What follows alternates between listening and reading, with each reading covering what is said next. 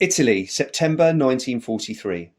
There was a moment in history when I may well have been amongst the most forward soldiers of the Allied armies in Europe. Our battalion, the 1st Hampshires, had taken part in the invasion of Sicily and the subsequent campaign. I must have dropped off the LCI because I woke to the sound of the ship's keel grounding onto the sand. We filed down the gangway and on the shore where some buildings were still smouldering.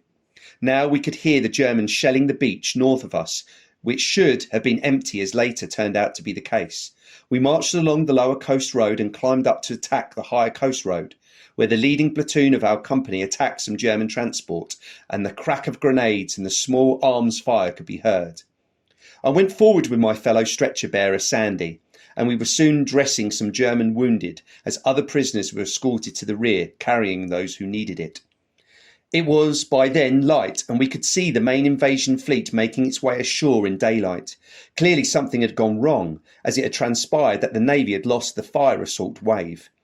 At all events, one of these incoming craft, a flank boat, decided we were Germans and drenched our positions with light AA fire. Not the first or last time of friendly fire.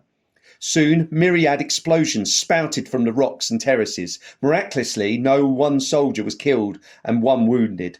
We carried the wounded one into a small hut, of which the door and windows were missing.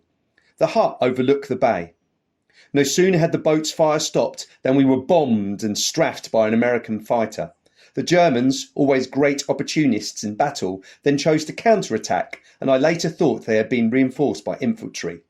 They came down the slope, firing all their weapons at random, as was their tactics, bearing in mind that they had far faster firing automatic weapons than us, and were also covering by mortar fire. Soon the air was filled with scores of bullets buzzing like angry hornets, much of it aimed to intimidate the opposition.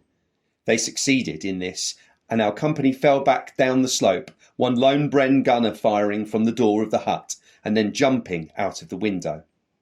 This left us with a screaming wounded man, with a piece of shrapnel from the flank boat lodged in his ankle. We hastily stuffed our grimly handkerchiefs in his mouth to gag him and just waited.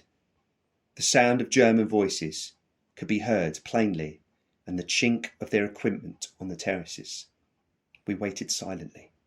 The wounded man also fell silent, understanding the situation. Through the opening of the doorless entrance we could see the soles of the hobnailed boots of a dead comrade. What next? A grenade? A burst of automatic fire? Or at best, prisoners? Then the German voices receded up the slope, and we heaved a sigh of relief. Soon the German machine guns opened up, a short way further up the slope, with the screeching, ripping sound they made with their high rate of fire. They would fire for most of the day, and part of the night, lighting up the hut with their flashes. We could hear the harsh instructions to their mortars and the plop of the bomb as it hit the end of the tube before whistling overhead.